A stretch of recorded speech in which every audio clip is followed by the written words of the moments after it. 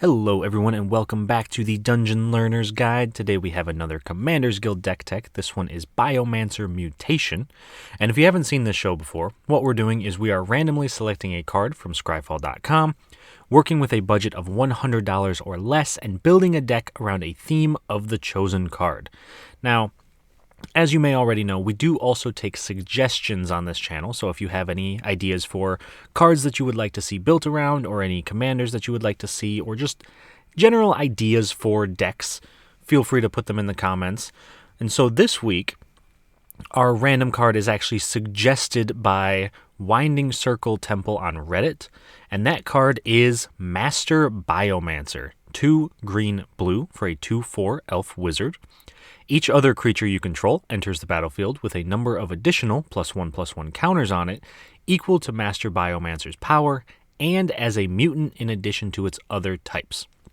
So originally, when I started looking at this deck, I thought about trying to play with the mutant ability, trying to make everything into mutants, but as it turns out, there's not a whole lot of mutant support in Magic, and even in the support that does exist, all leads us to the same place anyway, which is +1/+1 counters.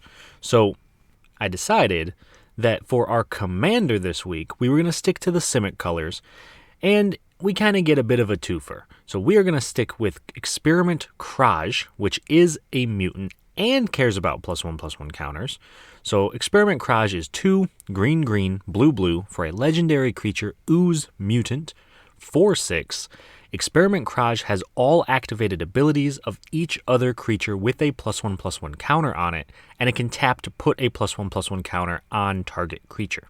So this is extremely useful with Master Biomancer, because whenever a creature comes into play, Master Biomancer is going to put counters on it, and if it had an activated ability, Experiment Kraj can immediately use that ability and use it for itself. So that's our main idea of choosing our commander here. Now, we, of course, have some themes that go along with the deck. The first one, as we've kind of already mentioned, +1/+1 counters. We want to be able to put a ton of counters on things and then get some sort of advantage from them. So Skatewing Spy, 3 and a blue for a 2/3 Vidalcan Rogue Mutant. Again, kind of that mutant sub-theme running through the deck, even though there's no real tribal synergies. You can pay 5 and a blue and adapt 2. So if it has no +1/+1 counters on it, you put 2 +1/+1 counters on it. And each creature you control with a +1/+1 counter on it has flying. So we can give our entire board counters. With Master Biomancer, we just put a counter on everything that comes in, and then Skatewing Spy gives it flying. And our next theme is going to be untapping permanents, specifically activated abilities that allow the permanent it's on to untap. So Gilderbairn is 1 and a Simic Hybrid for a 1/3 creature, oof. And you can pay 2 and a Simic Hybrid and untap it. For each counter on target permanent, put another of those counters on that permanent. So this goes incredibly well with Kraj, because Kraj is going to get the activated abilities of everything on the battlefield.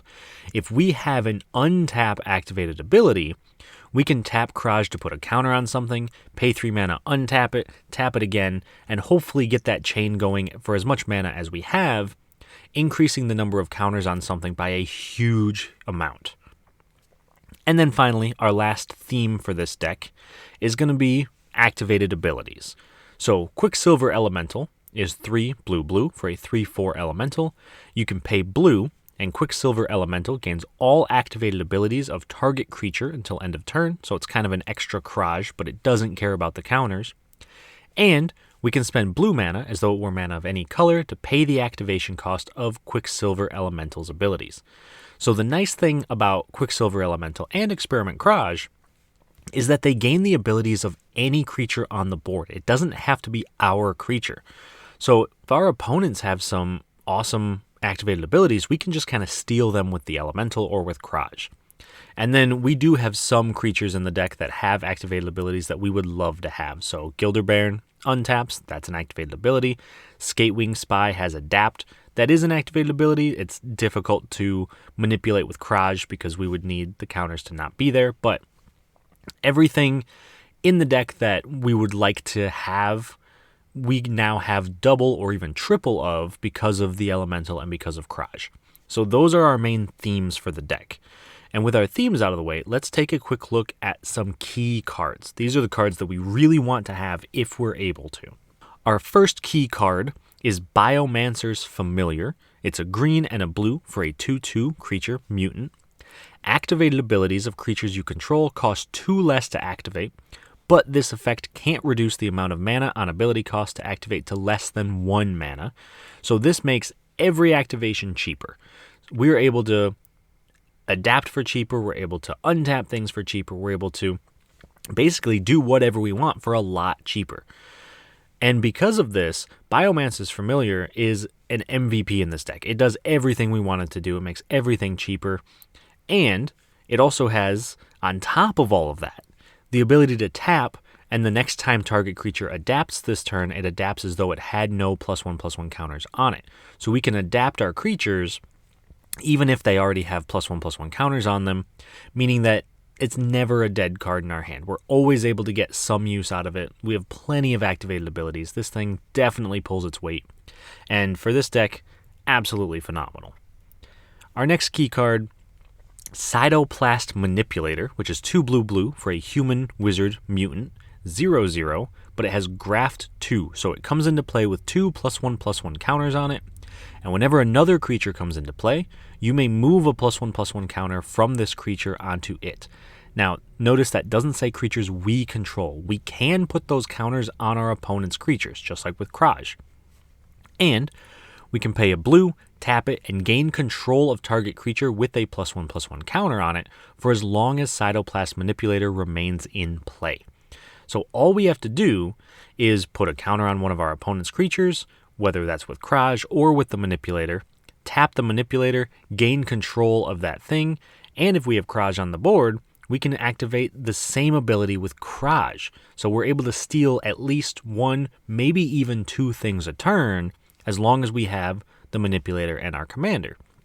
So this is incredibly useful if there's any big threat on the board, if there's anything that is going to kill us in the long run, we can just kind of take it, not worry too much about it, and then keep moving.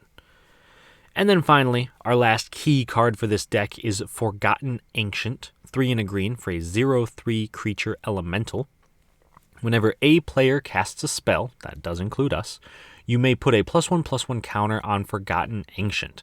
And then at the beginning of your upkeep, you may move any number of +1/+1 counters from Forgotten Ancient onto other creatures.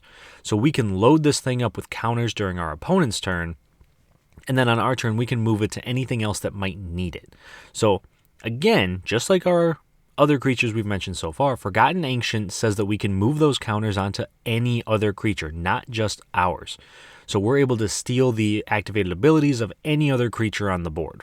And it's a great way to make sure that cards like Cytoplast Manipulator always have +1/+1 counters on it, so that way we don't have to worry about not being able to graft onto things. We don't have to worry about it dying to some damage-based removal. We're able to keep it moving, keep it going. But that is the general idea for the deck. Now, with that being said, though, I do have some cool interactions that I would like to take a look at, some cards that I think work very well together in this deck. The first pair of those cards is Gyre Engineer and Pilipala. So Gyre Engineer, 1 green blue for a Vidalcan Wizard, 1/1, and it taps to add green and blue to our mana pool. And then Pilipala is 2 mana for a 1/1 artifact creature Scarecrow with flying, and we can pay 2 and untap it to add 1 mana of any color to your mana pool. So a phenomenal untap ability in Pilipala. And Gyre Engineer can technically tap to give us the 2 mana for Pilipala to untap, but the real synergy here is when we have Kraj on the board and both of these creatures have +1/+1 counters on them, because then Kraj has both of these abilities. And that basically means that Kraj can then tap for 2 mana. That 2 mana can be used to untap itself, making 1 mana of any color. And we can repeat that process, giving us an infinite amount of any color of mana. Usually it's going to be green or blue because that's what we need, but if we have the abilities of some opponent's creatures that have activated abilities in red or white or black, we can still use Pilipala to make that color of mana. Meaning that as long as we have some way to sync our mana into a victory, we can just win the game right there. So this is a phenomenal interaction, definitely something that you would want to keep an eye out if you're playing against this deck, because both of these can be very powerful on their own. So together they are just incredibly difficult for any other deck to deal with. And then our second cool interaction is Mercfiend Liege and Arcanus the Omnipotent. So Mercfiend Liege is 2 and 3 Simic hybrid for a 4/4 horror that says other green creatures you control get +1/+1, other blue creatures you control get +1/+1, and untap all green and or blue creatures you control during each other player's untap step. So that means we could untap Kraj, we could untap any other number of creatures we have with activated abilities and use them not just on our turn, but on all of our opponent's turns as well. And so if we pair that up with Arcanus the Omnipotent, which is 3 blue for a 3/4 legendary creature wizard that can tap to draw 3 cards, or pay 4, return it to its owner's hand. So with these two combined, we can use Arcanus to draw 3 cards on our turn and on each other player's turn. So if it's a 4-player game, we are drawing 12 cards every single turn around the table. And at that point, there's not much our opponents can do. We have way too many cards, way too many advantages, and it's going to be incredibly difficult for our opponents to deal with that if we're able to keep it on board, even just for one turn around the table. But that is overall the deck itself. The last thing we have to do is take a look at the price of the deck, and the average price for this on TCG Player Mid was $76.12. So not the most expensive deck we've done, which is very nice. It's definitely closer to our budget options. And our most expensive card in the deck is actually Void Slime, which is green, blue for an instant, counter target spell, activated ability, or triggered ability. So this is just in here for the utility of it. It's a phenomenal card if you're in the Simic colors, but it is over $8 in price. So if you wanted to bring this deck down to under $70, you could easily cut this, replace it with something just like a counterspell or an arcane denial, something else that can deal with generally countering spells. This is here for mainly the activated ability and triggered abilities. We want to be able to shut down our opponents from doing that kind of stuff, but any other counterspell could do a very similar job. And that is the deck for this week. And I'm sure that just talking about the deck isn't quite enough. Usually you want to see how it plays out. So we are going to run this deck up against 3 opponents for this week in our game. And this week we are playing against Liliana, Heretical Healer, Orixmathes, Slumbering Isle, and Sir Conrad the Grim. So Liliana, Heretical Healer is Bilal's deck for the week. It is 1 black for a 2/3 human cleric with lifelink. Whenever another non-token creature you control dies, exile Liliana and return her to the battlefield transformed, and its controller makes a 2/2 zombie. Now, she is the commander, but because this is a Liliana tribal deck, the back of her is much more important to Bilal's game plan, and that's Liliana Defiant Necromancer. 3 loyalty, +2, each player discards a card, -X, return target non-legendary creature with converted mana cost X from your graveyard to the battlefield, -8, you get an emblem with whenever a creature dies, return it to the battlefield under your control at the beginning of the next end step. So because this is a Liliana tribal deck, Bilal really wants to play as many Lilianas as possible, wants to make a ton of zombies, wants to make his opponents discard cards and sacrifice creatures and return stuff from the graveyard. Everything you'd expect from a mono-black Liliana deck. So I'm a little worried about him because he's going to be able to make us sacrifice our creatures and discard our cards, and if we only have a few creatures that we want to make super big, that's going to be a bit of a problem. The next deck, Orixmathes Slumbering Isle, is Jason's deck for the week. This is 2 green-blue for a legendary creature Kraken, 12/12, enters the battlefield tapped with 5 slumber counters on it. As long as it has a slumber counter on it, it's a land, and whenever you cast a spell, you may remove a slumber counter from Orixmathes, and then it can tap for green and a blue. So this is Jason's sea monster tribal deck. He's got a ton of krakens and octopus and sea serpents and just massive sea creatures. So this one, I'm hoping we can kind of start to outpace him in the later game when we're able to put a ton of counters on stuff, but early on, if he's able to ramp out some sea creatures, might pose a bit of a problem for us. And then finally, the last opponent in this game is Shawn's Sir Conrad the Grim deck, which he's played on this channel before. And Sir Conrad is 3 black for a 5/4 human knight. Whenever another creature dies, or a creature card is put into a graveyard from anywhere other than the battlefield, or a creature card leaves your graveyard, Sir Conrad deals 1 damage to each opponent, and you can pay 2 and each player mills a card.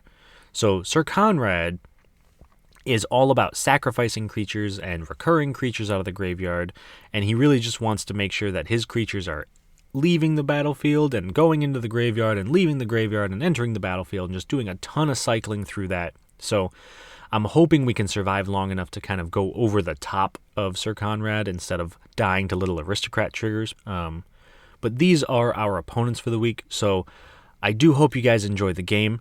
I will talk to you guys once it's over, and we'll see how it goes.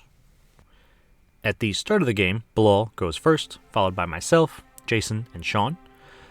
Bilal plays a swamp on his first turn. I play an Oran Reef the Vastwood. Jason plays a Rejuvenating Spring untapped. Shawn plays a swamp and then casts Viscera Seer, which lets him sacrifice a creature to scry 1.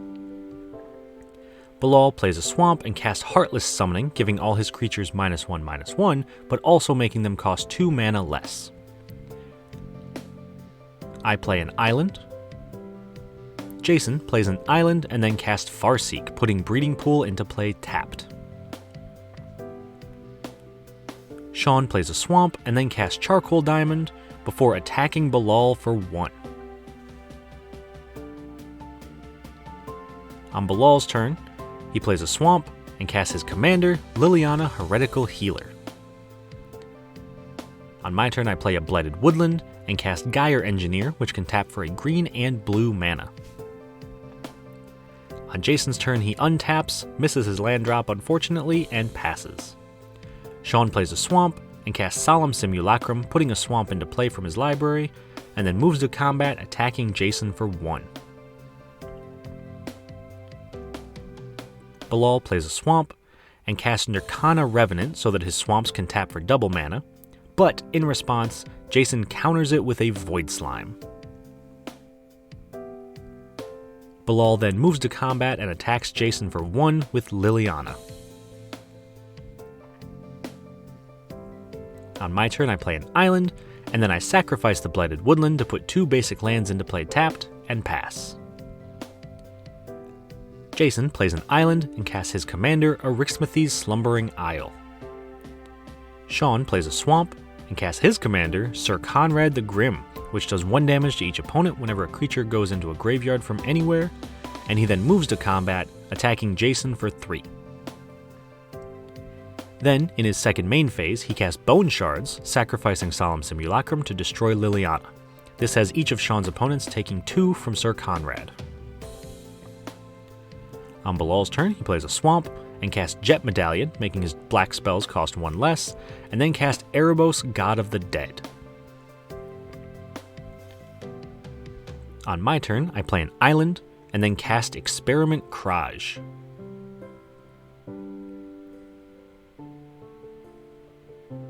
Jason plays a Reliquary Tower, giving him no maximum hand size, and then he casts Tromokratis, removing a slumber counter from Arixmathy's.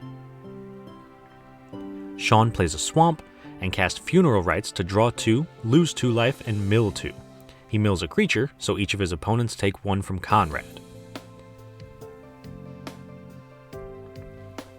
He then cycles a Desert of the Glorified, and follows that up by casting Zulaport Cutthroat, which drains each of his opponents for 1 whenever one of his creatures dies. And then, at the end of his turn, Bilal activates Erebos, paying 2 mana and 2 life to draw a card. On Bilal's turn, he plays a swamp and recasts his commander, Liliana. On my turn, I cast Voral of the Hullclade, which can double the counters on target permanent, and then I activate Oran Reef to put a +1/+1 counter on Voral since he's a green creature that entered this turn.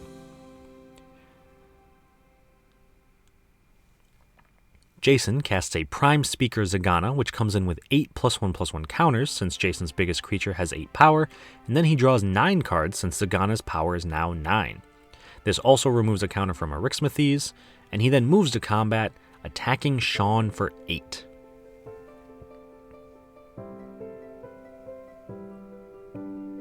Shawn plays a swamp and then activates Sir Conrad to mill everyone for 4. This mills over a total of 5 creatures, doing 5 to each of Shawn's opponents.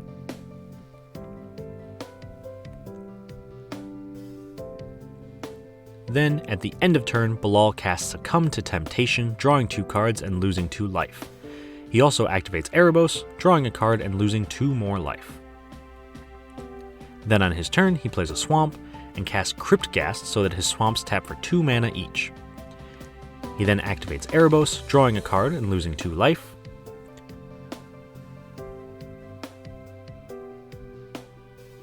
And he follows that up by casting Geth's Grimoire, making it so whenever an opponent discards a card, Bilal draws a card. He also extorts with Cryptghast on the cast, making each opponent lose 1 life while he gains 3. He then casts Liliana, Waker of the Dead, extorting on cast to make each opponent lose another 1 while he gains another 3, and activates Liliana's +1, making each player discard a card. This has all of Shawn's opponents taking 1 since I discard a creature, and then Bilal draws 3 thanks to the Grimoire. At the end of turn, I activate Kraj to put a +1/+1 counter on Gyre Sage.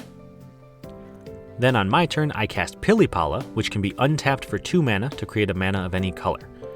I then activate Kraj to put a +1/+1 counter on Pilipala, and this allows me to untap Kraj for 2 mana, producing 1 mana. I'm then able to tap Kraj for 2 and use that mana to untap him again, giving me access to infinite green and blue mana. This also allows me to put an infinite number of +1/+1 counters on my creatures thanks to Kraj and Vorel, and finally, I'm able to finish off my opponents by casting Skatewing Spy. This gives all my creatures with +1/+1 counters flying, so I can attack each opponent with exactly 1 creature, knocking them all out and winning me the game. Alright, so that was actually a pretty quick game. We wrapped it up on about turn 7, I believe. And like I mentioned earlier, the combination of Gyre Sage and Pilipala just wound up being too strong for our opponents to deal with. Being able to make an infinite amount of mana, and then being able to give our creatures flying, make them infinitely large.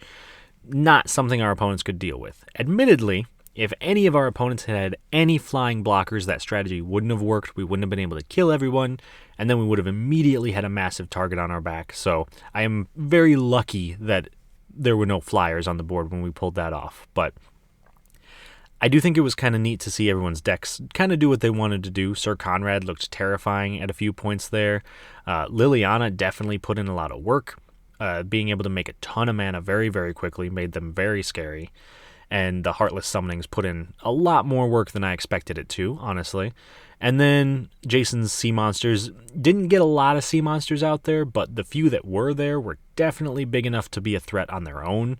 So I'm very glad that we were able to shut that down before they got too much of a threat. So I hope you guys enjoyed the game. I hope you enjoyed the deck tech. If you have any suggestions for future videos, please do let me know.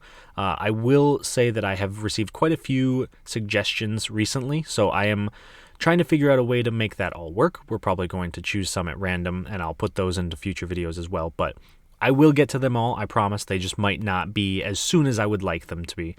So with that being said, if you do have the suggestions, though, you can put them down in the comments of this video. You can send them to me on Twitter, on Reddit. You can send them to me by email. All of that stuff is in the video description. So please do like and subscribe. Help us grow the channel a little bit. And I will see you all on the other side of the Dungeon Learner's Guide.